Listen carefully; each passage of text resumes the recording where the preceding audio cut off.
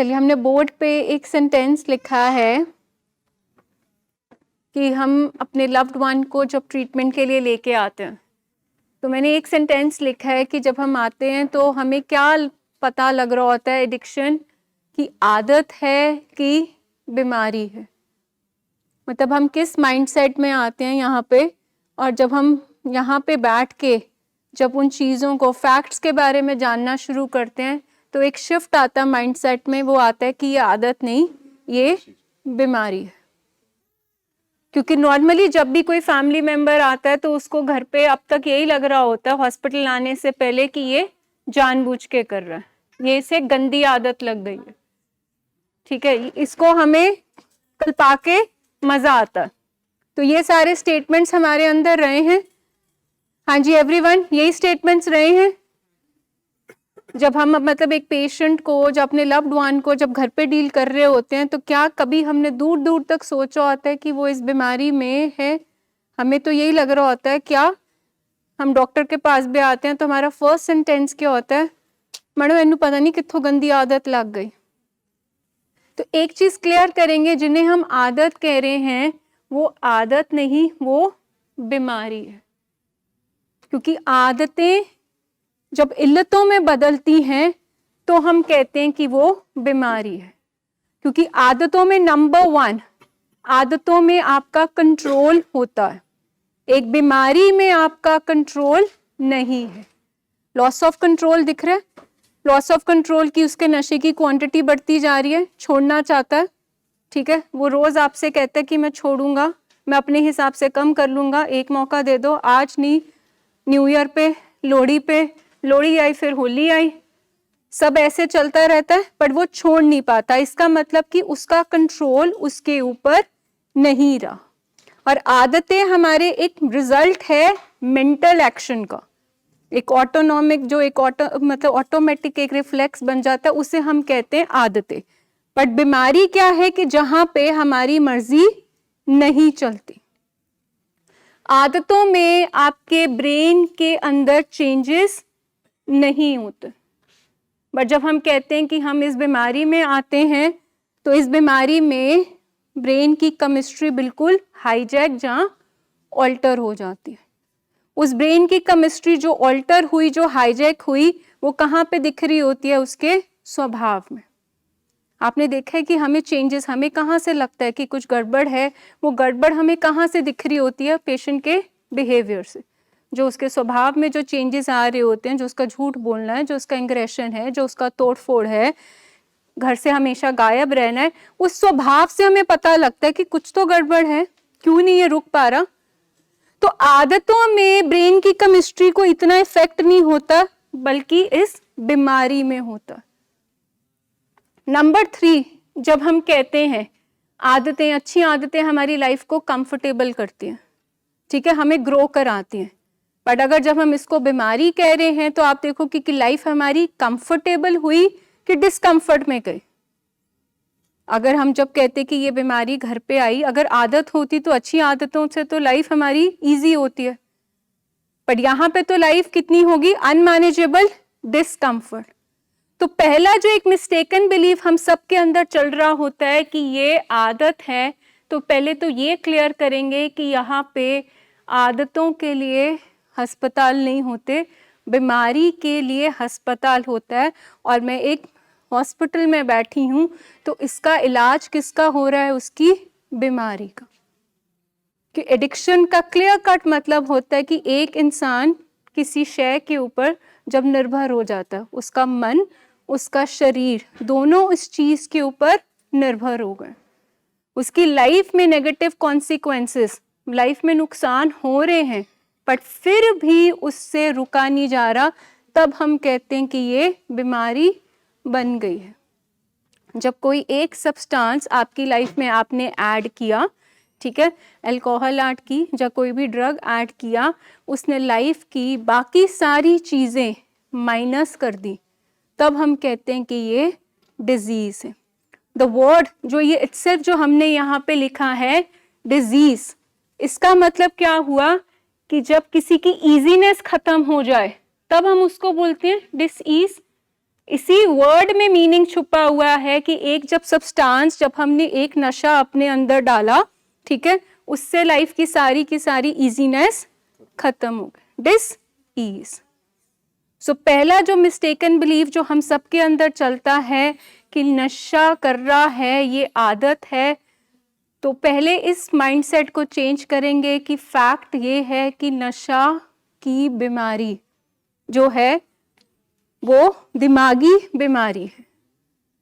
कोई भी इंसान जब वो नशा शुरू करता है, जहाँ उसने सब्सटेंस लिया, उसका कभी एम नहीं होता कि कल को वो एडिक्ट बनेगा और अस्पताल जाके अपना ट्रीटमेंट कराएगा, ठीक है। बहुत सारे लोग करते हैं out of peer pressure, out of curiosity, environment के इन्फ्लुएंस से, बट क्या कभी किसी ने सोचा होता कि वो कल को अस्पताल जाके इलाज कराएगा?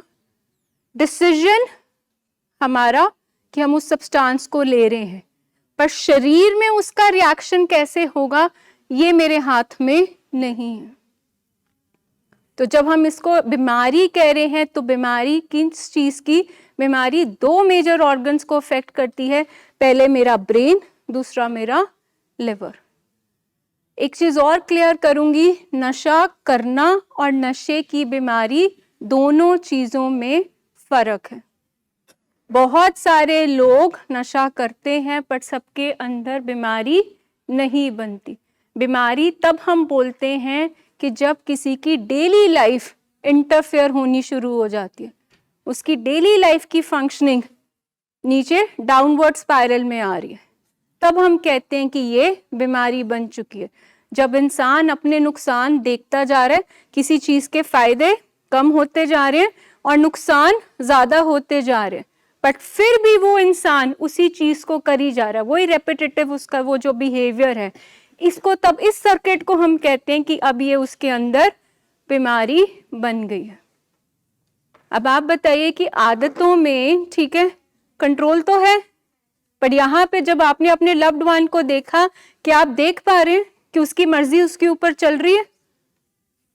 उसकी मर्जी उसके ऊपर चल रही है?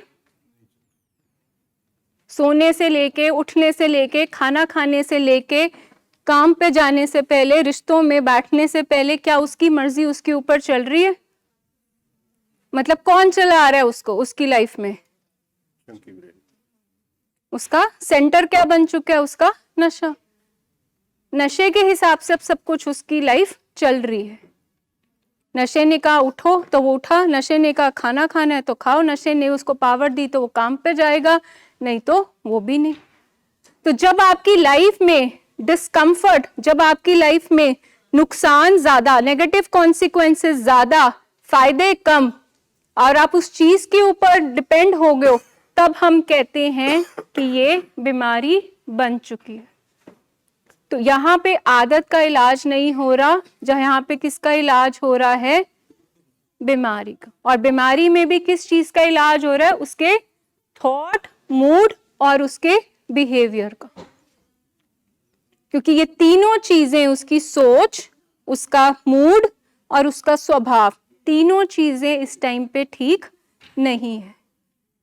अगर हम कहते कि हम यहाँ पे नशे का इलाज कर रहे होते, तो मैं हमेशा कहती हूँ, तो फिर तो हम कोई अल्कोहल की बोतल जहाँ वो सब्सटेंस लेके उसको ड्रिप लगा रहे होते, उसको इंजेक्शन लगा रहे होते, उसको ट्रीट कर रहे होते, पर हम यहाँ पे किसको ट्रीट कर रहे हैं? उसके शरीर को। क्योंकि ये बीमारी कैसी है? ये बीमारी बॉडी की भी है, शरीर की भी है, ये बीमारी माइंड की भी है। जब हम आगे जाके बायोसाइकोसोशल स्पिरिचुअल मॉडल करेंगे तो आपको दिखेगा कि ये बीमारी किस तरह से है। बट आज सबसे पहले इस चीज को समझना पड़ेगा कि एडिक्शन एक क्लियर कट डिजीज है। 1956 में WHO ने अल्कोहलिज्म को डिक्लेयर किया था कि ये डिजीज है। 1987 में WHO, वर्ल्ड हेल्थ ऑर्गेनाइजेशन, ने एडिक्शन को बिल्कुल कैटेगराइज किया था कि ये बीमारी है, जिसको हम मतलब कह रहे थे ये चॉइस है, करेक्टर फ्लॉ है, मॉरल वीकनेस है, गंदी आदत है, जानबूझ के कर रहा है, उन सबको क्रॉस बच के एक फैक्ट क्या सामने आया था कि ये बीमारी है। कुछ लोग ऐसे होंगे, ठीक है, जो नशा करेंगे उनके अंदर ये बीमारी बनेगी, दुनिया में 20% लोग ऐसे हैं जब वो नशा करेंगे बीमारी उनके अंदर बनेगी। जैसे मीठा सब खाते हैं, सबको डायबिटीज नहीं होता, सबको शुगर की प्रॉब्लम नहीं होती। बहुत सारे लोग आजकल हम सुन रहे होते हैं व्हीट एलर्जी, बहुत सारे लोग अन्न खा रहे होते हैं, बट बहुत सारे लोगों को अन्न से एलर्जी है, उन्हें ग्लूटेन फ्री चाहिए। इसका मतलब प्रॉब्लम आटे में है कि उस चीनी में है, मीठे में है, प्रॉब्लम किस में है? उस शरीर में। उसी तरह जब हम कहते हैं कि ये बीमारी कैसी है कि एक जो ये बॉडी थी, ठीक है, वो पहले से एक फर्टाइल ग्राउंड पे थी, उसके अंदर पहले से ही इस बीमारी का बीज था। वो तो जब नशा आया तो बीमारी सरफेस पे ऊपर आ गई। बीमारी का नाम डिपेंडेंसी, बीमारी का नाम लॉस ऑफ कंट्रोल। तो जिस तरह हम कहते हैं कि लाइक दुनिया के कुछ परसेंटेज वाले लोग होंगे जिन्हें व्हीट प्रोडक्ट्स की एलर्जी है, जिन्हें कई बार दूध के प्रोडक्ट्स, डेयरी प्रोडक्ट्स की एलर्जी है, उसी तरह जब हम कहते हैं कि एडिक्शन की बीमारी कैसी है, तो इसका मतलब ये भी एक एलर्जी है। एलर्जी किस चीज की? एलर्जी एक बॉडी की, कि उस शरीर के अंदर जब नशा जाता है तो खारिश किस चीज की छिड़ती है? और नशे की। ये एलर्जी है। बहुत सारे लोग कर रहे हैं, ठीक है, सब इस बीमारी में नहीं आए, पर जब हम इसको कह रहे हैं कि ये बीमारी है तो दो मोटी चीजों में एलर्जी किस चीज की? शरीर की। उस शरीर में जैसे ही सब्सटेंस किया तो खारिश कौन सी छिड़ी? और चाहिए नशा उसे, उसकी क्रेविंग्स और मल्टीप्लाई हो जाती हैं। वो 2 पीता है तो उसको 4 की, 4 पीता है तो उसको हाफ की। ये एलर्जी ऑफ बॉडी है उसकी। और जब हम कहते हैं एलर्जी ऑफ माइंड, क्योंकि माइंड का क्या काम है? सोचना। अब यहाँ पे कहते हैं मन में क्या खारिश चल रही है कि बस ऑब्सेशन, सिर्फ एक ही सोच उसके अंदर जुनून लेके बैठी है कि नशा कहाँ से करना है, कब करना है, कैसे लाना है, कहाँ छुपाना है। इसके अलावा बाकी सारे उसकी लाइफ की जो चीजें हैं सेकेंडरी, प्राइमरी कौन सी चीज, सेंटर कौन सी चीज बन गई? उसका नशा, जिसकी अब इर्द गिर्द सब कुछ घूमता। इसलिए हम इसको कह रहे हैं कि बॉडी भी इन्वॉल्व है, उसका माइंड भी involve. Allergy of body, allergy of mind. Body में एलर्जी, क्रेविंग्स, कंपल्शन, उसका जी करता है, स्ट्रॉन्ग अर्ज आती है कि मैंने नशा करना ही करना है, नहीं भी करना चाहता पर उसे अब करना पड़ रहा है। ये उसकी खारिश है शरीर की। मन की खारिश, ठीक है, एलर्जी ऑफ माइंड, कि कोई सोच, इसके अलावा हमें दिन भर में हजारों सोचें आती हैं, बट उसकी सोच सबसे ज्यादा किस चीज को लेके है? नशे के इर्द गिर्द, कि ये पावर, ये फ्यूल उसको मिलेगा तो वो चलेगा। जो पहले उसको वो सब्सटेंस जो उसको हाई दे रहा था, कंप्लीट कर रहा था, क्रिएटिव कर रहा था, उसकी काम की परफॉर्मेंस, उसकी एफिशिएंसी बढ़ा रहा था, आज वो सारे फायदे कम और आज नुकसान की लिस्ट ज्यादा। हम सब ने डाटा इंटरवेंशन लिखा अपने लव्ड वंस के लिए। क्या आपको पिछले कुछ सालों में फायदे दिख रहे हैं? फायदे की लिस्ट ज्यादा है कि लाइफ में अब उसके चीजें, नुकसान की लिस्ट ज्यादा लंबी होती जा रही है? कौन सी लिस्ट ज्यादा है? दिख रहे हैं आपको फायदे? नुकसान के हर चीज में आपने देखा, सेहत का नुकसान, पैसे का नुकसान, रिश्तों का नुकसान, काम का नुकसान, जिंदगी में कोई मिस्ड अपॉर्चुनिटीज, ठीक है, जो अच्छी अपॉर्चुनिटीज थी वो खो गई, उसका नुकसान, रिस्पेक्ट का नुकसान। अभी हमें बताइए कि क्या ये आदत में ऐसा कुछ हो सकता कि इंसान जिसको हम समझा रहे हैं उसको समझ ही नहीं आ रहा? क्यों समझ नहीं आ रहा? क्योंकि ये वाला सिस्टम उसका हाईजैक है। क्योंकि जब हमने बोला कि ये बीमारी बॉडी की है, तो ये जो यहाँ पे एक जो केमिस्ट्री लैब है, यहाँ पे इतनी छेड़ाखानी हुई, जिस छेड़ाखानी के कारण कि अब उसे समझ ही नहीं आ रहा। जो रिवॉर्ड का एक जो पाथवे है वो लड़खड़ा गया। जो डोपामीन, जो एक किक, जो उसको नेचुरल फील गुड, जो एक प्लेजर मिलना था, वो अब उसको नॉर्मल चीजों से नहीं मिल रहा, उसको बाहर से कुछ लेना पड़ा। और उसने पहले तो फ्लड ला दिया खुशी का, और वो मेमोरी यहाँ पे हो गई स्टोर। बट अब नशे का मजा कम, क्वांटिटी ज्यादा, जिसको हम कहते हैं कि उसकी क्या बन गई? अब टॉलरेंस बढ़ गई। कुछ सालों में आपने देखा, जहां से शुरू हुआ एक बियर कहां ले गई? एक बॉटल पे। वीकेंड वाली ड्रिंकिंग कहाँ पहुंच गई? आंख खुलते ही सुबह पीने में। कभी कभार सोशल ड्रिंकिंग करने वाली कहाँ बन गई? रोज एवरीडे पक्का पैटर्न की। ये पैटर्न्स हमने देखे। इसका मतलब जो सब्सटेंस जो उनको मजा दे रहा था, फिर तो वो 2 पैक पे 1 बियर पे खत्म हो जाना चाहिए था। बट आज क्या इक्वेशन हुई है? नशे की क्वांटिटी बढ़ी और प्लेजर का ग्राफ नीचे नीचे। पर दिमाग में मैसेज क्या जा रहा है कि एक और करेंगे वो मजा फिर से आएगा। जो इक्वेशन अब इर्रिवर्सिबल है, जो छेड़ाखानी डोपामिन रिवॉर्ड सिस्टम में पाथवे में की है, उसको ठीक करने का ट्रीटमेंट है। सो कमिंग बैक कि हम जब कह रहे हैं कि ये आदत नहीं, ये बीमारी है, तो बीमारी में इस चीज को क्लियरली समझिए कि शरीर भी इन्वॉल्व है, उसका माइंड भी इन्वॉल्व है। बट इसके अलावा हमने जब कुछ शब्द यहाँ पे बोर्ड पे लिखे हैं कि एडिक्शन एक बीमारी है, तो कैसी बीमारी है? हर बीमारी के कोई नेचर होता है, उसका एक स्वभाव होता है, कुछ उसके लक्षण होते हैं, कोई उसके फीचर्स होते हैं। तो अगर हम ये कह रहे हैं कि ये आदत नहीं, ये बीमारी है, पहले आप मुझे ये बताइए, आप लोग कन्विंस्ड हैं कि ये आदत वाकई नहीं है, ये बीमारी बन चुकी है? आप इस चीज से कन्विंस्ड है एवरीबॉडी? क्योंकि आदतें होती तो शायद चेंज हो जाती, आदतें होती तो शायद इतना नुकसान ना होता जो हम पूरा एक बैगेज लेके बैठे हैं नुकसान का। इस चीज को आप मानते हैं कि हॉस्पिटल में इलाज हम किसका कर रहे हैं, उसकी आदत का कि उसकी बीमारी का? आज हम सब यहाँ पे क्यों बैठे हैं और ये हम क्यों डिस्कस कर रहे हैं? बहुत सारी फैमिलीज ना कई बार कहती है, with all the respect to them, कि वही बातें होती हैं, वही चीजें रिपीट होती हैं। हमें वो रिपीट इसलिए करनी पड़ती है, ये जो हम कर रहे हैं, ये ट्रेनिंग कर रहे हैं सिर्फ अवेयरनेस के लिए। जो मैम ने सवाल पूछा कि कितनों को पता है कि ये आदत है या बीमारी है, क्या हमें यहाँ आने से पहले पता था कि ये आदत है कि बीमारी है?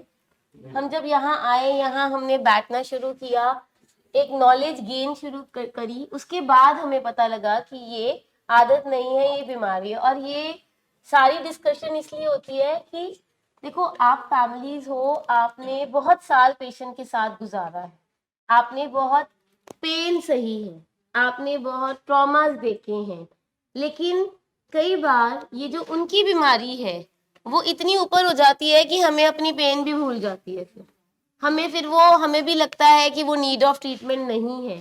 तो टाइम एंड अगेन हमें उस चीज को कई बार एक्सप्लेन करना पड़ता है, बताना पड़ता है। अच्छा, एक सवाल है, अगर मुझे पता हो कि मुझे क्या बीमारी है, तो मेरे लिए मेरा इलाज करना इजी है कि डिफिकल्ट है? इजी। और मुझे पता ही नहीं है कि मुझे क्या बीमारी है, तो मेरा इलाज इजी होएगा कि डिफिकल्ट होएगा? तो ये जो हम बात कर रहे हैं, ये सिर्फ इसलिए कि हमारे अंदर एज अ फैमिली भी इंसाइट आए और हमारे मरीज के अंदर भी इंसाइट आए कि बीमारी है क्या, उसको प्रॉब्लम क्या है। हम बार बार डिस्कस करते हैं एडिक्शन इज अ डिजीज, और इसके साथ कोमॉर्बिड इलनेस होती है। हर एक हमारे जितने भी लव्ड वंस हैं यहाँ पे, उनको कोमॉर्बिड कुछ ना कुछ प्रॉब्लम है। मूड डिसऑर्डर है, किसी को स्किज़ोफ्रेनिया है, किसी को एंजाइटी है, किसी को पैरानोया है। अगर हम उसको ठीक नहीं करेंगे तो प्रॉब्लम आ जाएगी। अच्छा, एक डायबिटिक पेशेंट है, राइट, या एक हार्ट पेशेंट है जिसकी बाईपास सर्जरी हुई है, ठीक है, उसका इलाज शुरू हुआ है, आज उसका इलाज शुरू हुआ है, और 5 साल बाद आप देखते हैं तो क्या वो पहले जैसा हो सकता है? पॉसिबल है? Can you see?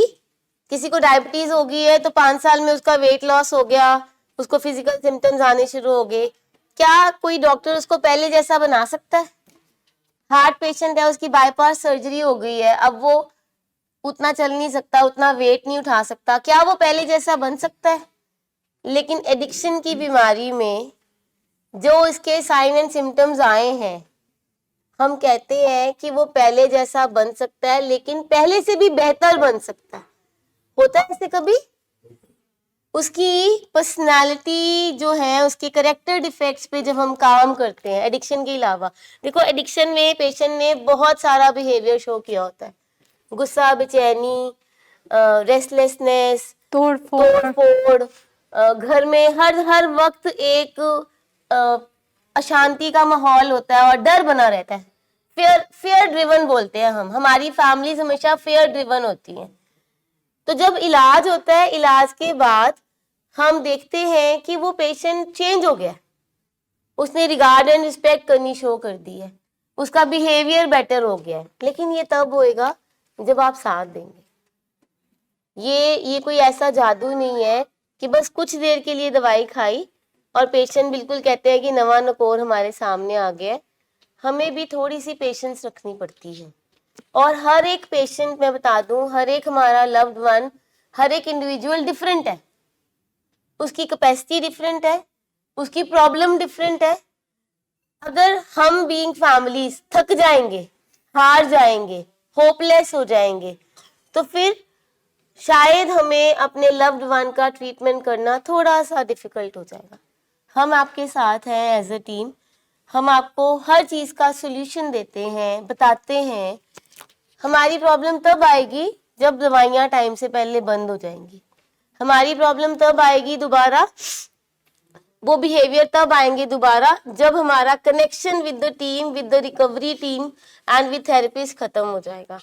अगर हम कंटिन्यूटी रखते हैं किसी चीज में, तो फिर हमें सक्सेस हासिल होनी ही होनी है।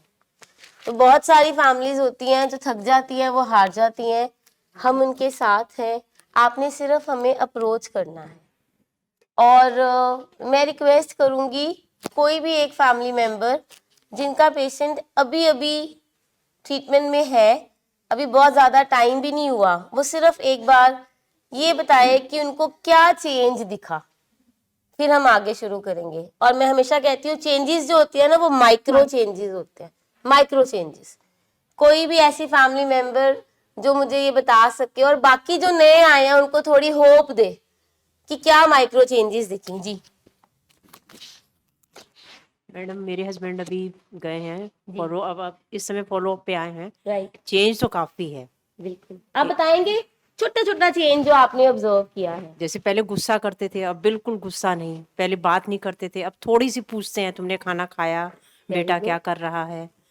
और पहले कोई काम नहीं करते थे, अब अपने आप उन्होंने जैसे सब्जी काट ली या कोई चीज पड़ी है उसको ठीक कर लिया, कपड़े आयरन कर दिए। चेंज तो थोड़ा सा है। आप मुझे बताएंगे आपकी जर्नी कैसी रही? ये 3 महीने आपने बोला 3 महीने लगा के गए हैं। हाँ। और अब फॉलोअप में आए हैं। वो 3 महीने आपके लिए, पहला महीना कितना मुश्किल था, दूसरा कितना था, तीसरा कितना था सबको? पहले तो बीमारी में तो बहुत पेन था, बहुत जी। पेन। जब से हम लोग ट्रीटमेंट में आए हैं, जो आपने फॉलो मतलब ट्रीटमेंट में कहा गया अटैच से डिटैच होना, वो थोड़ा सा, वो बिल्कुल बहुत अच्छी चीज थी। जी उसके बाद जैसा जैसा कहा कि ज्यादा वो नहीं करना, फंड टॉक, और उनकी कोई बात नहीं मानी। जैसे उन्होंने कोई वीक पॉइंट तो नहीं किया, लेकिन हमने थोड़ा वॉच करते रहे कि जैसे उन्होंने एक बार कहा कि हमने बाजार जाना है, हमने कहा नहीं जाना, उन्होंने माना हम लोग की बात। जब आप आपके पेशेंट यहाँ थे 3 मंथ्स के लिए, उसमें आपको कौन कौन सी मुश्किलें आई? मुश्किलें तो मैडम आई, थोड़ा लगता है घर में सूनापन हो गया। बिल्कुल, सूनापन लगता है, पेशेंट के बिना पूरा सूनापन हाँ, लगता है। और जैसे डिपेंड रहते थे वो अल्कोहल पे, हम उन पे। जी, कोडिपेंडेंसी भी थी। हाँ। Very good. और उसके बाद थोड़ा सा अपने आप पे टाइम नहीं दे पाते थे। जो स्किल सिखाई गई उस पे उन्होंने स्टडी की। आपको आपके मरीज ने बार्गेनिंग की, सौदेबाजी की थी घर लेके जाने के बीच में? नहीं नहीं, उन्होंने नहीं। शुरू में एक दो बार कहा कि शुरू में किया था। हाँ, शुरू में एक बार कहा कि यहाँ कुछ नहीं है, फालतू है। हाँ। हमने बोला नहीं, जैसे डॉक्टर सब कहेंगे वैसे करना है। पहले महीने में उन्होंने बोला था? हाँ जी, हाँ पहले जी, महीने हाँ में जी, उन्होंने बोला था। हाँ जी, हाँ जी। ठीक है। और आपको ये चेंज लग रहा है, आपका सबसे बड़ा ये था कि ये बात ही नहीं करते थे। हाँ। अब थोड़ी सी बात करना, थोड़ी सी बात शुरू की है। जैसे अब आप लोग ने भी यहाँ उनको बैठा के समझाया कि कुछ तो बात करो, जी थोड़ी थोड़ी बात करो। जी। लेकिन एक जैसे आपने कहा पर्सनैलिटी में भी थोड़ा होता है कि कम बात करना, लेकिन हम भी जैसे कुछ सोच तो नहीं रहे, नहीं सोच रहे, तो पूछा अपनी हल्की फुल्की बातें की। किसी रिलेटिव्स का फोन आया, उन्होंने उनसे ढंग से बात की, जैसे पूछते थे क्या हाल चाल है, कैसे है, क्या नहीं। बस जैसे बोला कि कहीं और बात करना है, कहता अभी मेरा मन नहीं है, फिर हम लोगों ने प्रेशर नहीं डाला। क्योंकि क्या होता है स्पेशली विद टिपिकल अल्कोहलिक्स कि एक उनका पैटर्न क्या बन जाता है, सॉलिटरी ड्रिंकिंग वाला। सॉलिटरी ड्रिंकिंग वाला मतलब कि अकेले बैठ के पीना। दूसरा एक पैटर्न बनता है कि प्रेफर करना आइसोलेशन, कि सबके साथ कटे कटे रहो, ठीक है, क्योंकि अब उनको पता है अकेले क्यों पीनी है, क्योंकि उनकी कैपेसिटी जितनी है वो नॉर्मल लोगों में, सोसाइटी में एक्सेप्टेबल नहीं है। तो इसलिए क्या है कि छुप के पीना।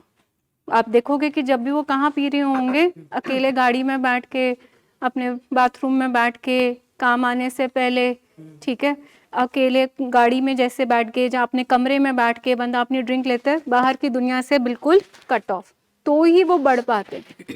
तो ये इतने साल से अगर एक जो बीमारी प्रोग्रेस कर गई है, तो एक इंसान का फिर कैसे बिहेवियर बन जाएगा कि उसको कोई लेना देना ही नहीं रहता बाकियों के साथ जो उसके लव्ड वंस है, क्योंकि उसके लिए प्राइमरी क्या है, उसकी अल्कोहल। और पैटर्न कौन से आ गया, अकेले पीना, जब दूसरों के साथ मतलब विड्रॉ हो जाओ, सोशल विड्रॉ कर लो, कि ना कोई पूछे ना कोई जवाब दे, तो अवॉइडेंस ही रखते हैं। मैंने ये भी पूछा जो वहाँ पढ़ाया गया, आप डायरी ले गए थे, डायरी भी उन्होंने खोल वोल के देखा, तो 2 दिन फॉलो अप पे उधर भी गए थे, सेशन पे गए थे, इवनिंग मीटिंग हाँ में। इवनिंग। चेंज तो मैडम धीरे धीरे होगा बस ही। ये जो हमारे माइक्रो चेंजेस है ना मैम, यही हमें मदद करेंगे आगे की रिकवरी के लिए।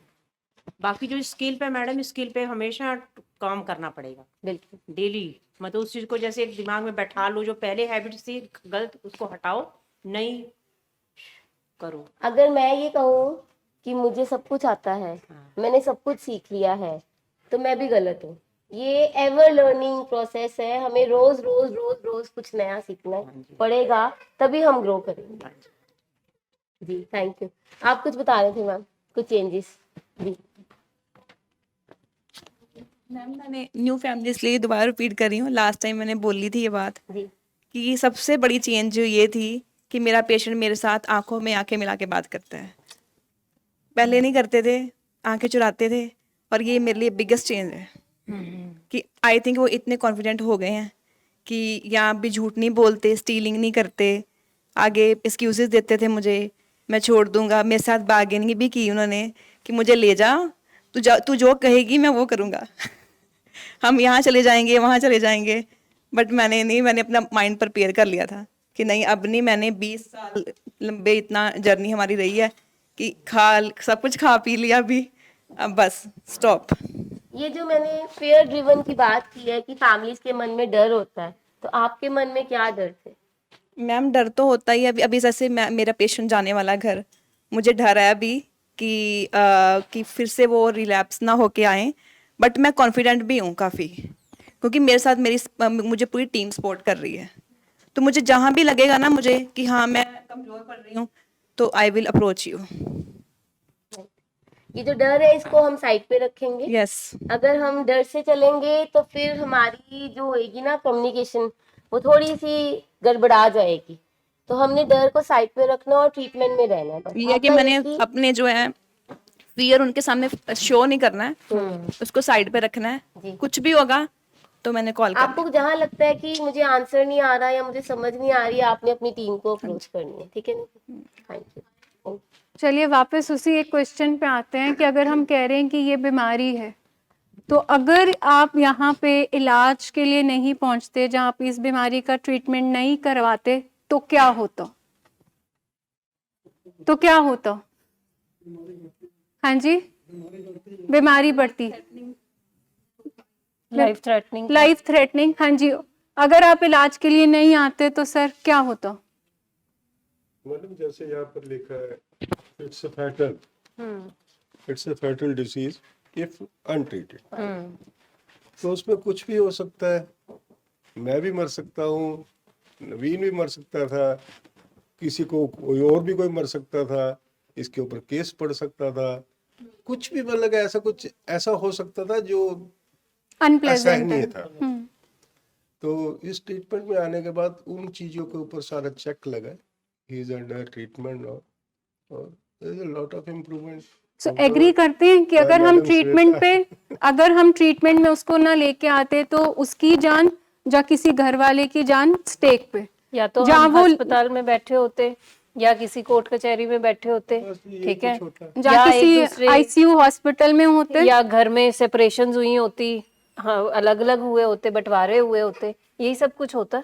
देखिए मैडम, वो सब कुछ हो चुका था, बंटवारा बटूरा हो गया, सेपरेशन भी हो गई। मैं बहुत लेट आया आपके पास में, मैं काफी लेट आया, लेकिन जब भी मैं आया मेरे लिए उसी दिन ही नया दिन चढ़ा था। तो इट्स गुड कि अभी जो भी कुछ होगा अच्छा ही होगा, अच्छा भी हो रहा है। आप कुछ चेंज की बात करने लगे थे। मैम चेंज तो देखिए कि अभी यहाँ पर चेंज है। अभी मैं उसके पास में 25-30 मिनट आके बैठता हूँ, तो मुझे एक आपकी बात बड़ी याद आती है, फेस मास्किंग वाली। तो मैं उसमें भी बड़ा थोड़ा सा बिलीव करता हूँ, क्योंकि अभी ऑब्वियसली क्या बच्चे होता है कि मिस तो वो करता ही होगा, मुझे ऐसा नहीं है कि वो बाहर के एटमोसफेयर को मिस नहीं कर रहा, एनवायरनमेंट को मिस नहीं कर रहा, मुझे मिस नहीं कर रहा, या अपने भतीजे भतीजों को, सबको कर रहा हूँ। लेकिन एक्चुअली जो बिहेवियर उसका होगा वो घर कि जाके उसने यहाँ पर क्या सीखा, वो जब घर जाएगा फिर पता लगेगा। तो उसके लिए ऐसा मुझे जैसे अभी मैम ने बताया कि थोड़ा सा डर या कुछ है, मुझे डर नहीं है। डर क्यों नहीं है? एक तो मैं लकी हूँ कि मैं अमृतसर का ही रहने वाला हूँ, और जो हॉस्पिटल है मेरे घर से हार्डली 1.5 किलोमीटर। अगर मैं जोर से चिल्ला भी दूं तो डॉक्टर भाटिया सुने। तो इसलिए मुझे ये है कि मुझे पहले नहीं पता था। पहले जब इसको मैं ट्रीटमेंट के लिए, तो मैं जस्ट प्रैक्टिशनर के पास ले गया था, उसने इसको वो किया, ड्रिप वगैरह ड्रिप लगाई। वगैरह लगा दी। तो मैंने बहुत ट्रॉमा देखे, मुझे आज बैठ के याद है कि दैट वाज अ ट्रॉमा यार, कि मुझे नहीं पता था कि ऐसा ऐसा हुआ। मैं बड़ी बुरी कंडीशन से निकला हूँ, मैं भी और मेरा पेशेंट भी। अब मैं जब उसको डाटा इंटरवेंशन में बताता हूँ तो वो भी थोड़ा फील करता कि मैंने क्या क्या करवा दिया, क्या क्या कर दिया। इसलिए मुझे ऐसी अच्छी होप है कि बाहर जाके भी सब ठीक ठाक ही रहेगा। और सबसे बड़ी बात है कि जैसे आप लोग बताते रहते हैं कि ट्रीटमेंट में रहना बहुत जरूरी है। रिलैप्स ग्रुप्स होते हैं या नहीं होते, दैट इज सेपरेट इशू, लेकिन इन टच रहना और ट्रीटमेंट में रहना और मेडिसिन टिल डॉक्टर बोले। That is very important. जो हम हमेशा कहते हैं, जब फैमिली कोई जाती है उसके अंदर सबसे ज़्यादा क्या इमोशन चल रहा होता है, फेयर ड्रिवन। और वो फेयर ड्रिवन क्या हो रहा होता है कि कहीं इसका रिलैप्स ना हो जाए। और हमने लास्ट टाइम भी ये बात की थी कि फेयर में इतनी पावर होती है कि जो आप इमेजिन करते हो वो रियलिटी क्रिएट कर देता है। इंस्टेड ऑफ फेयर ड्रिवन आपके अंदर फेथ होना चाहिए, लव ड्रिवन, हेल्प ड्रिवन, कि कोई बात नहीं, अगर कोई वीक एक्शन हो गया, बीमारी है जिसमें ये चीजें चलेंगी, हमने क्या करना है, उसको मिनिमाइज करना है। तो फियर की जगह आपके अंदर फेथ होना चाहिए टुवर्ड्स द ट्रीटमेंट, टुवर्ड्स की बच्चे की कैपेसिटी में। और ये जो फैमिली मीटिंग्स हैं, जो सपोर्ट ग्रुप है, क्या होता है कि आपका बार ऑफ फेयर जो है ना, जब आप आते हैं वो बहुत हाई होता है, क्योंकि आप अकेले होते हैं। हाँ, और होपलेसनेस होती है बिल्कुल। और यहाँ पे जब लोग आप इकट्ठे बैठते हो, आपको एक प्रोफेशनल टीम से हेल्प मिलती है, हाथ पकड़ना ही है ना। अगर कोई कुछ नहीं है, जिस टाइम पे मेरे पास कुछ नहीं है खोने को, बिकॉज आप सब कुछ खो के आए हुए हो, है ना, तो उस टाइम पे अगर किसी का साथ मिल जाए, सबसे बड़ी चीज ही वो है उम्मीद। सो सबसे ज्यादा हम यहाँ पे क्या है कि जब आप यहाँ से अब जा रहे हो, फियर का बार वो नीचे आ गया, पर साथ में क्या है, फेथ, होप, ठीक है, कि अब राइट काइंड, अगर कुछ गलत हुआ तो मेरे पास राइट काइंड ऑफ हेल्प मेरे आसपास है, मुझे एक रास्ता पता है जहाँ पे मैं जा सकता हूँ। पहले तो हम बिल्कुल ही वो मतलब लॉस्ट हुए होते हैं ना, कि हाय अगर इसने ले लिया मैं क्या करूंगा, किसके पास जाऊंगा, कौन मेरी बात सुनेगा। सो उस टाइम पे हम अकेले होते हैं, तो होपलेसनेस इतनी होती है, निराशा होता है, कुछ नहीं हो सकता। जब आप लोग हमारे पास पहली बारी भी आते हो, आप ट्रीटमेंट में पैसा, टाइम, सब कुछ देने को तैयार होते हो, बट होपलेसनेस बहुत होती है। और हम आपको उस जो जाल है होपलेसनेस का ना, उससे ही निकालने की कोशिश करते हैं, बिकॉज आपके बिना हम भी कुछ नहीं है। बिकॉज जब तक फैमिली और हमारी टीम नहीं बनेगी, और साथ में हमने कोशिश करनी है कि पेशेंट भी हमारे साथ आ जाए, ठीक है, कि ये हम तीनों अगर एक पेज पे आ गए तो मजाल ही नहीं है कि नशा या कोई बीमारी हमारे घर के ऊपर कब्जा कर पाए। और कहते हैं कि ये 3P बन जाता है। 3P का मतलब कि एक खाली पेशेंट को लेके आप आते हो, ठीक है, तब समझ नहीं आ रहा होता। दूसरा P पेरेंट्स, तीसरा P प्रोफेशनल्स। अब ये ट्राइंगल कैसे कंप्लीट हुआ, ये एक ट्राइंगल पूरा बन गया, ठीक है। Parents, patient and professional. Patient को प्रॉब्लम है तो वो किसको लुक फॉरवर्ड कर रहा है, प्रोफेशनल को, ठीक है। अगर इधर पेरेंट्स को लगता है कि कोई वीक एक्शन हो गया, जहाँ हमें गाइडेंस नहीं आ रही कि किस राइट डायरेक्शन में हम ट्रीटमेंट में, जहाँ इसको कैसे डील करें, कैसे बात करें, again you can look forward for this professional. तो ये जो ट्राइंगल जब बनता है पेशेंट, प्रोफेशनल, पेरेंट का, वो कंप्लीट होता है, तब हमारी होपलेसनेस खत्म होती है। तब हमें लगता है नहीं क्या होप तो है कि अच्छा ठीक है, नई ट्रीटमेंट में आते हैं तो हमने यही बोला कि वर्स तो हम ऑलरेडी देख के आए हैं। तो पहली चीज जो हमने बोला मोरालिटी, कि सबसे ज्यादा चांसेस तो उसके डेथ के ही होते हैं। गॉड फॉरबिड, मैं ये स्टेटमेंट यूज कर रही हूँ क्योंकि हम तो रोज अखबारों में पढ़ रहे हैं। तो अगर हम ट्रीटमेंट में आए, इसका मतलब उसकी मोरालिटी तो आज उसका रेट तो बढ़ा, लाइफ की एक्सपेक्टेंसी तो बढ़ी उसकी। दूसरी चीज कि उसकी लाइफ बेटर तो होगी, जिस हाल में वो बैठा है अगर हम ट्रीटमेंट कराते हैं उसकी लाइफ बेटर होगी, उसका खाना पीना, सोना उठना, उसके रिश्ते, कुछ तो बेटर होगा। मैम एक चीज सबसे बड़ी बात यह है कि जैसे कि 3 महीने या 100 डेज जैसे डॉक्टर साहब बोलते हैं ना, हमको पेरेंट्स को, फैमिली को एक चीज दिमाग में रखनी चाहिए कि जिस कंडीशन में हम इसको लेके आए थे, जिस कंडीशन में मैं नवीन को लेके आया था, आज 80 डेज या 82 डेज व्हाट्सएवर इट इज, जितने भी दिन हुए, अगर मैं उसको लेके नहीं आता तो मैं कहाँ होता। बिल्कुल। अगर मैं वो अनट्रीटेड रहता तो जिस कंडीशन में लेगा तो वो कहाँ होता, ग्राफ हमारा ऊपर ही जाना था, ग्राफ यूं जा रहा होता। तो हो सकता है कि अभी यूं ही हो गया होता। तो वही कह रही हूँ ना, क्योंकि डिजीज तो प्रोग्रेसिव है। लेकिन वो ट्रीटमेंट में आया, आज मैं 2 महीने या 2.5 महीने के ट्रीटमेंट में मेरे लिए सबसे बड़ी अचीवमेंट ये है कि मेरा बच्चा जिंदा है। बिल्कुल एग्जैक्टली। लाइफ एक्सपेक्टेंसी आगे। लास्ट टाइम भी मैम आए थे, अनीस के मदर थे, उन्होंने भी यही कहा था, जान बचानी जरूरी है हमारे लिए। और नम्रता मैडम ने, ये भी नवीन भी वहाँ था, वहाँ पर मीटिंग में, तो मैं बड़ा होपलेस सा था कि ये मानता नहीं था ट्रीटमेंट के लिए, हमेशा प्लेइंग विद मी, और मैं भी थोड़ा सा सॉलिड नहीं हुआ, मैं भी थोड़ा सा टफ नहीं हुआ था। मैं सोच रहा था ऐसे ही ठीक हो जाए, ठीक हो जाए, ठीक हो जाए किसी तरह भी। तो फिर एक दिन नम्रता मैम ने बोला था, कहती सर आपका घर देखना है, ज्यादा दिक्कत होगी तो हम उठा लाएंगे। मैंने कभी इनको बोला नहीं, लेकिन उनकी उस बात ने ना मुझे हिम्मत देगी। हिम्मत क्या बोलिए, जैसे मुझे मतलब झंझोड़ दिया, पावर दे दी डिसीजन लेने के लिए। देखो एक लेडीज है, वो बोल रही है, कहती कि आपके पास की नहीं तो हम उठा लाएंगे। पर उसके बाद में तो फिर मैं उठा ही लाया था उसको। कई बार ना हम जब सपोर्ट ग्रुप में बैठते हैं ना, तो किसी की एक कही हुई बात हमें इतना अच्छा इफेक्ट कर देती है कि हमें हौसला मिल जाता है। एक्चुअली मैम वहाँ की जो मीटिंग है ना, मैं तो सबसे रिक्वेस्ट करूंगा कि वहाँ की मीटिंग तो मिस करनी नहीं चाहिए। आप पेशेंट सो ठीक हो जाए बड़ी अच्छी बात है, ठीक ही होना। क्योंकि हर मीटिंग का एजेंडा, हॉस्पिटल की मीटिंग्स को हम कहते हैं सपोर्ट ग्रुप मीटिंग्स, कि मुझे उससे हिम्मत हौसला मिलता है। ये वाली मीटिंग्स है ट्रेनिंग मीटिंग्स, ट्रेनिंग मीटिंग, ठीक है। तो दोनों मीटिंग्स का अपना अपना एजेंडा है, क्योंकि हमें सपोर्ट भी चाहिए और पेशेंट के साथ कैसे डील करना है उसके लिए ट्रेनिंग भी चाहिए। क्योंकि ये बीमारी जब हमारे घर में आई है, हमें नहीं पता कि इस बीमारी के क्या डूज हैं, क्या डोंट्स हैं। तो मुझे अपने आप को, अपनी स्किल्स, अपनी ट्रेनिंग उस चीज़ के लिए बढ़ाना है। और वो सपोर्ट ग्रुप, क्योंकि वो सपोर्ट ग्रुप क्या होता है, अकेले जब हम लगे होते हैं, जो आपने स्टेटमेंट दिया, तो हमें लगता है कि वाई मी, मेरे साथ ऐसा क्यों हुआ, मेरे साथ इतना अनफेयर क्यों हुआ। पर जब आप लोग 10 लोगों की शेयरिंग सुनते हो तो आप कहते हो कि नहीं यार, मैं अकेला नहीं हूँ, ये साथ में है मेरे। और उस साथ के साथ एक फैमिली के पीछे 10 फैमिलीज आपके साथ खड़ी हैं।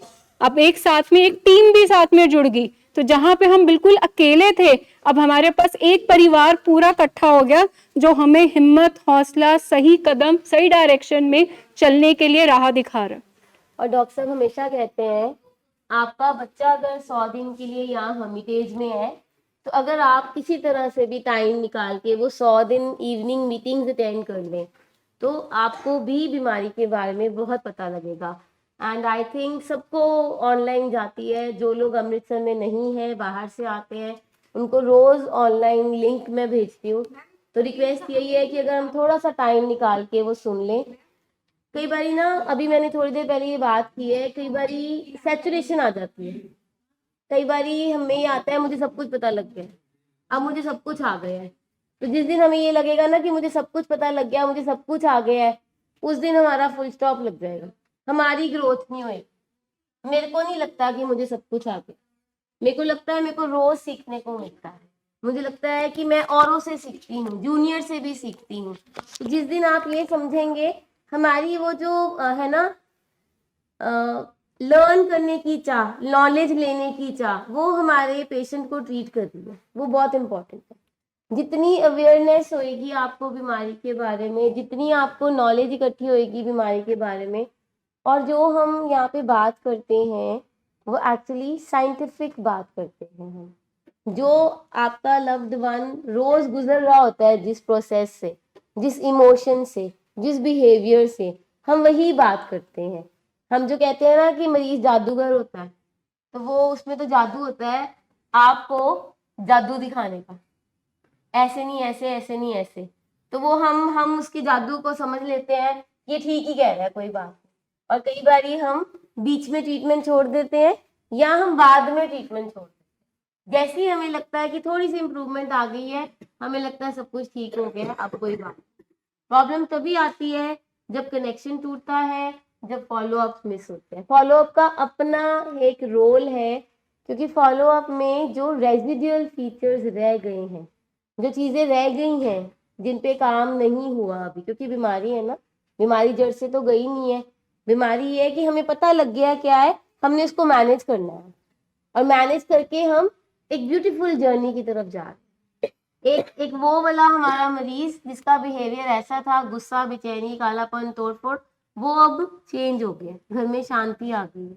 पर कहीं ना कहीं बीमारी बैठी हुई है, वो किस दिन पॉप अप करेगी हमें पता नहीं लगेगा, किस दिन अपना शिकंजा कसेगी हमें पता नहीं लगेगा, उसकी हमने तैयारी करनी है। That is important. देखिए हमने बोर्ड पे एक सेकंड वर्ड लिखा हुआ है क्रॉनिक, ठीक है। क्रॉनिक का मतलब है लॉन्ग लास्टिंग, कि ये बीमारी अब साथ चलने वाली है। तो जो मैम समझा रहे हैं, आपने देखे कि आपने गाड़ी की टैंकी एक बार फुल करा ली, उसके बाद कभी आपको मतलब वो पेट्रोल या डीजल डलवाने की ज़रूरत नहीं पड़ी, ऐसा होता? आप अपना एक बार आपने मोबाइल चार्जिंग पे लगा दिया, उसके बाद दोबारा चार्ज करने की ज़रूरत ही नहीं पड़ती, ऐसा होता? एक बार खाना खा लिया, उसके बाद अब सारा दिन कुछ नहीं खाना, ऐसा होता? तो जब हम बीमारी कह रहे हैं लॉन्ग लास्टिंग है, तो हमें ट्रीटमेंट की प्रिकॉशंस भी तो लॉन्ग लास्टिंग लेनी पड़ेंगी। बट हमारा माइंडसेट क्या होता है कि अब पेशेंट इम्प्रूव हो गया, अब इसे मतलब प्रिकॉशंस की या कोई मेजर्स लेने की ज़रूरत ही नहीं। तो अगर गाड़ी को, फोन को रिचार्ज करने की जरूरत है, तो हमने बोला ये बीमारी बॉडी और माइंड की है, तो माइंड को भी तो रिचार्ज करना पड़ेगा। उसके वो जो करेक्टर डिफेक्ट्स, जो उसके रेजिडुअल फीचर्स रह गए हैं, उसको आप कैसे ठीक करोगे? बीमारी तो अपने पेस पे, आप नशा करें ना करें, बीमारी अंदर बैठी है, बीमारी अपने पेस पे ग्रो कर रही है। जो 10 साल में एक बोतल पे लेके गई है, वो एक रिलैप्स कैसे होता है? एक हफ्ते में एक बोतल एक इंसान में पहुंच जाता, दोबारा टाइम तो उसको उतना लगता ही नहीं है। 10 साल में इतनी क्वांटिटी हुई, जब वो बीमारी की स्टेज इतनी ग्रोथ कर चुकी है कि अब आप देखो उसको 10 साल लगते हैं वापस उस क्वांटिटी पे पहुंचने के लिए। जब वो रिलैप्स करता है, उसको तो एक दिन, एक हफ्ता, एक महीना मैक्सिमम, क्योंकि बीमारी अब ग्रो कर चुकी है। तो अब हम जब कह रहे हैं बीमारी ग्रो कर रही है अपने पेस पे, अंदर लेटेंट मतलब अंदर बैठी है पैसिवली, तो उसके ट्रीटमेंट के लिए हमें मीटिंग्स, स्किल्स, ये जो विलिंगनेस टू लर्न, चीज़ें सीखनी पड़ेंगी, रोज रोज पॉलिश करने पड़ेंगी। जैसे स्कूल जाने वक्त हम रोज अपने ब्लैक शूज पॉलिश करते थे, उसी तरह कल का सीखा आज काम नहीं आएगा, आज मुझे दोबारा कुछ सीखना पड़ेगा, आज नए स्किल्स, क्योंकि लाइफ में कोई सिचुएशन एक जैसी नहीं है, हर सिचुएशन डिफरेंट है। तो हर सिचुएशन में अब नशे के बिना मुझे कैसे डील करना है, वो मुझे सीखना पड़ेगा। सो ये चीज अंडरस्टैंड करनी है। बीमारी का नेचर अक्यूट नहीं है, बीमारी का नेचर कैसा है? क्रॉनिक। एक बार लग गई, अब सारी उम्र साथ चलेगी, but that does not means कि हम सिर्फ ट्रीटमेंट सेंटर के पास ही रहेंगे। दैट मीन्स कि आप एक अच्छा स्ट्रक्चर, एक डिसिप्लिन, एक स्किल्स, एक टूल किट तैयार करेंगे, पहले उसकी प्रैक्टिस करेंगे, फिर वो आपकी डेली बेसिस पे आपकी रूटीन बन जाएगी कि कैसे डील करना है, वो मैनेजमेंट है आपकी। सो इसलिए फॉलोअप्स बहुत इंपॉर्टेंट है, क्योंकि हम लोग क्या कहते हैं कि अब 2 महीने 3 महीने पेशेंट ठीक, अब लगा दो जी फुल स्टॉप। हम ये सेकंड बीमारी के फीचर को भूल ही जाते हैं कि बीमारी तो क्रॉनिक है। कभी ऐसे होते हैं शुगर वाले पेशेंट की शुगर ठीक आ रही होती है तो हम कभी कहते हैं, रूल आउट कर देते हैं कि डायबिटीज खत्म जी, हम क्या कहते हैं उसको कि अब शुगर जी इनकी कंट्रोल है, मैनेज है। उसी तरह हम इस बीमारी को क्या कहते हैं कि पेशेंट अगर ठीक है तो पेशेंट जी अपनी लाइफ में बीमारी अरेस्ट है उसकी।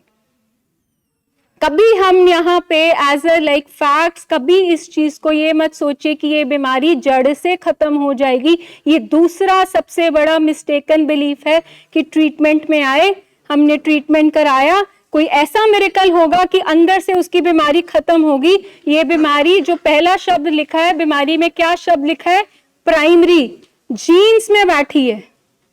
वो बीज जो बीमारी का था जीन्स में था, जब एनवायरनमेंट उसको ऐसा मिला, जब उसके कुछ पर्सनालिटी ट्रेट्स ऐसे थे, वो बीज बिल्कुल स्प्राउट हो गया, पुंगर गया। तो बीमारी अगर हम बोले कि बीमारी प्राइमरी है तो कभी आप देखते हैं कि हमारे मतलब उसके नान के दांत के कोई ना कोई तो एडिक्शन में होगा। अगर ये मतलब नॉर्मली सब्सटेंस का नशा नहीं होगा तो बहुत सारे एडिक्टिव बिहेवियर्स होंगे, नशाई रवैये होंगे उनके अंदर। तो जब हम प्राइमरी कहते हैं तो आप ये चीज को आइडेंटिफाई कर पाते हो कि ये बीमारी जीन्स में, नान के दांत के कोई ना कोई तो ऐसा आपको मिलेगा कि ये बीमारी कैसे पास ऑन हो रही है। ये अगर हम देखें तो आप इस चीज से सहमत हैं? नान के में, दांत के में कोई मामा जी, नाना जी, दूर के मतलब जो हैं रिलेटिव्स, कोई ना कोई तो सब्सटेंस ले रहे होंगे। पर ये होता है कि नेक्स्ट जनरेशन ज्यादा वल्नरेबल हो जाती है उस बीमारी के लिए। जैसे शुगर की बीमारी, डायबिटीज हेरिडिटरी है, एडिक्शन भी कहीं ना कहीं पास ऑन होती है फ्रॉम जनरेशन टू जनरेशन। और जैसे मैम ने कहा है, अभी बताया है, प्रोग्रेसिव है। अब जब आपने मरीजों ने नशा छोड़ के दोबारा किया, क्वांटिटी भी बढ़ गई और किसी की जो कोमॉर्बिड इलनेस थी वो भी बढ़ गई, साइकोसिस बढ़ गया, डिल्यूजन्स बढ़ गई, और जो दवाइयां पहले काम कर रही थी अब हमें उसकी डोज भी बढ़ानी पड़ेगी। पहले 1 या 2 तरह की मेडिसिन या मूड स्टेबलाइजर से वो ठीक हो जाता था, अब हमें 2-3 और ऐड करनी पड़ेगी, क्योंकि अंदर से न्यूरोकेमिकल चेंजेस इतने ज्यादा हो गए ब्रेन में कि वो अनमैनेजेबल है। और जो हमने बात की है कि फेटल इफ अनट्रीटेड, ये सबको ही पता है।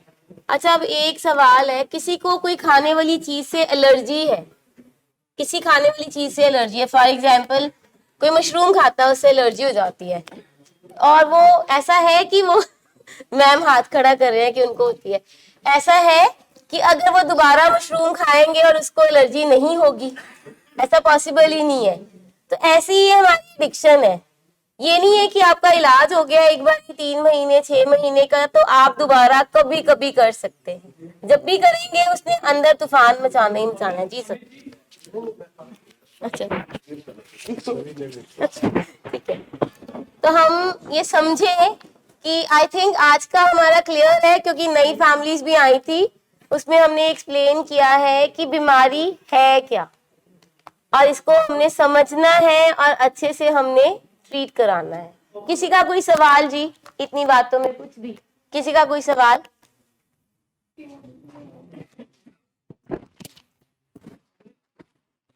Good morning ma'am. ਮੈਮ ਉਹ ਡਬਲ ਕਿਉਂ ਹੋ ਜਾਂਦੀ ਹੈ ਡੋਜ਼? ਮਤਲਬ ਜਿਵੇਂ ਤੁਸੀਂ ਕਿਹਾ ਕਿ ਆਪਾਂ ਨੂੰ ਡਬਲ ਕਰਨੀ ਪੈ ਜਾਂਦੀ ਹੈ, ਉਹ ਰਿਲੈਪਸ ਦੇ ਦੌਰਾਨ ਡਬਲ ਕਰਨੀ ਪੈ जब रिलैप्स होता है और जब बीमारी हमारी बढ़ जाती है, ठीक है, जैसे मैम ने अभी बताया कि कई बार हमें 6 महीने साल लगते हैं उस क्वांटिटी तक पहुंचने में, ठीक है। जब आपने नशा छोड़ा, दोबारा शुरू किया, तेजी से हमारे रिसेप्टर्स बनते हैं, पहले आप थोड़ा लेते हो, एकदम से ज्यादा लेना शुरू कर देते हो, और उसके चलते हुए हमारे ब्रेन पे इतना इफेक्ट होता है कि हमारा बिहेवियर जो चेंज आया वो भी बहुत ज्यादा है, हमारा साइकोसिस। यू हैव सीन बेटा, I think you have seen, आपके पेशेंट में तो हमने बहुत क्लोज से वॉच किया है, इतना बड़ा चेंज था, इतना साइकोलॉजिकली उनको डिस्टर्बेंस हो गई थी, इतना लंबा उनका कंफ्यूज स्टेट चला था, राइट। इसीलिए दवाइयों की डोज भी ज्यादा देनी पड़ी, हमें 2 बार MRI भी करानी पड़ी, हमें बाकी फिजिकल पैरामीटर्स भी देखने पड़े, इसीलिए तो ये फेटल है और प्रोग्रेसिव है। कितनी प्रोग्रेस कर गई, कितने साल हमने छोड़ के रखा, कितने साल छोड़ा था पापा ने? 11 इयर्स छोड़ के जब उन्होंने किया तो कितनी देर में प्रॉब्लम आई बताओ मुझे, कितनी देर में? 2-3 महीने विद इन वन मंथ और उनकी एक्यूट स्टेट आ गई। और यहाँ पे सारे जितने भी हमारे लव्ड वंस है जो साथ रहे थे उन्होंने भी देखा है, इतनी एक्यूट आ गई थी स्टेट की, उसको रिवर्स करना भी मुश्किल लग रहा था हमें, इतना मुश्किल लग रहा था। क्या बोला था जी मैंने आपको, बताओ क्या बोला था? ਪ੍ਰੀ ਮੈਚੁਰ ਰਿਟਾਇਰਮੈਂਟ ਲੈ ਲਓ ਹੁਣ ਵੀ ਮੁਸ਼ਕਿਲ ਹੈ ਇਹਨਾਂ ਦਾ जी ਕਿ ਕੁਛ मैंने यहाँ तक बोल दिया था कि जो ये कॉग्निटिव डेफिशिएंट हो गया है ये एक परमानेंट चेंज लग रहा है हमें, और आप सोच लो सेकंड ऑप्शन कि जॉब नहीं कर पाएंगे, प्री मेच्योर रिटायरमेंट ले सकते हैं। ਹਾਂਜੀ but then the whole team work so hard, और सबसे इम्पोर्टेंटली आपने, आपका जो सरेंडर और आपका जो फेथ था वो आपने नहीं छोड़ा, उसकी वजह से हमें बहुत अच्छे रिजल्ट आए और हमने वापस उनको नॉर्मल लाइफ दी। ਹਾਂਜੀ दैट इज इम्पोर्टेंट। किसी का और सवाल कोई? अमराज जी आप उस साइड बैठेंगे प्लीज। सो मीटिंग के इन चीजों को सम अप करते हुए जो हमने कुछ शब्द लिखे थे, प्राइमरी का मतलब जीन्स में आई है, तो प्लीज स्टॉप ब्लेमिंग देम कि वो जानबूझ के कर रहे हैं। उनके जीन्स में, डीएनए में ये कोड लिखा हुआ था कि जब वो नशा करेंगे वो उसको कंट्रोल नहीं कर पाएंगे। इसलिए ये जो ब्लेम हमारे घरों में चलती है जानबूझ के कर रहे हैं, इसको बंद कीजिए। और ट्रीटमेंट, हम किसी के यहाँ पे जीन्स नहीं बदल रहे, हम यहाँ पे सिर्फ मैनेजमेंट सिखा रहे हैं कि ये बीमारी आ गई है, बीमारी को आप अरेस्ट कैसे कर सकते हो। क्रॉनिक मतलब ये बीमारी साथ चलेगी, जैसे क्रॉनिक बीमारियां डायबिटीज है, हाइपरटेंशन है, अस्थमा है, एक बार निकल जाए तो उस पेशेंट को लाइफ लॉन्ग प्रिकॉशंस लेनी पड़ती हैं, उसी तरह एडिक्शन में भी आपको प्रिकॉशंस लेने पड़ेंगे, मैनेजमेंट सीखनी पड़ेगी। थर्ड वर्ड हमने लिखा था रीलैप्सिंग। रीलैप्सिंग का मतलब इस बीमारी में सिम्टम्स जाते हैं, अरेस्ट हुए, बट कभी सिम्टम्स वापस भी आ सकते हैं। ऐसा कोई शॉर्ट मिरेकल नहीं है कि इलाज हो गया अब कभी दोबारा उसको सिम्टम्स आएंगे नहीं, क्योंकि ये बीमारी कोई डेंगू, टाइफाइड, जॉन्डिस नहीं है। सिम्टम्स वापस आ सकते हैं, सिम्टम्स वापस आए तो इमीडिएटली सीक हेल्प। सो कई बार हमारा माइंडसेट होता है कि हम इलाज पे लेके गए, 2 गोलियां देंगे, फटाफट सिम्टम्स चले जाएंगे, और नॉर्मली हॉस्पिटल्स में होता है पेशेंट रिकवर करते हैं और वो घर आ जाते हैं। बट इस बीमारी में अगर सिम्टम्स आपको लगता है वापस आ रहे हैं, पेशेंट रिलैप्स कर रहा है, इमीडिएटली सीक हेल्प। और एक बात आपको बता दें, आपको बीइंग फैमिली सिम्टम्स हमसे पहले दिखना है, आपको बीइंग फैमिली पहले पता लगना है क्या बिहेवियर है, आपको बीइंग फैमिली पता लगना चाहिए कि अब ये मेरा पेशेंट इस तरह से बिहेव कर रहा है तो कुछ तो प्रॉब्लम है, हमें हेल्प सीख करनी है। हमें फटाफट से पता लग जाता है, फैमिली मेंबर्स को बड़ी जल्दी पता लग जाता है कि ये वही वाला रवैया आ रहा है, वही वाला बिहेवियर आ रहा है, पर कहीं शायद हम डिले कर देते हैं। और जब हम डिले कर देते हैं ना, जैसे बाइपोलर में है, जब हमें पता लग गया, जब हमने डिले कर दिया, तब तक वो बीमारी फिर बढ़ चुकी होती है। जैसे बताया आपको, वो प्रोग्रेस कर चुकी होती है, फिर उसको रिवर्स करने में थोड़ा सा टाइम लग जाता है। पर यहाँ पे एक एंड में आपको एक होप जरूर दे दें। कैंसर वाले पेशेंट्स बेचारे इतने रिसोर्सेज, टाइम, सब कुछ लगाते हैं, पर चांसेस ऑफ रिकवरी फिर नेग्लिजिबल। बट यहाँ पे अगर आप अपने टाइम, रिसोर्सेज सब लगा रहे हैं, यहाँ chances of recovery are much much much higher. There is hope कि पेशेंट रिकवर होते हैं, बट कंडीशन क्या है? कंप्लायंस चाहिए, कनेक्शन चाहिए। अगर वो चलता है तो जैसे मैम ने कहा था कि वो पेशेंट अपनी लाइफ में पहले से भी बेहतरीन हो जाएगा। रिकवरी प्रॉमिस करती है, शायद कैंसर की पेशेंट की रिकवरी में ये प्रॉमिस नहीं आपको मिलेगा। रिकवरी, हमारी रिकवरी बेहतर से बेहतरीन बनाती है, पेशेंट को भी, फैमिलीज को भी, और हमारे घर को भी। ये चीज हम समझेंगे। चलिए जी, thank you everyone. Thank you everyone.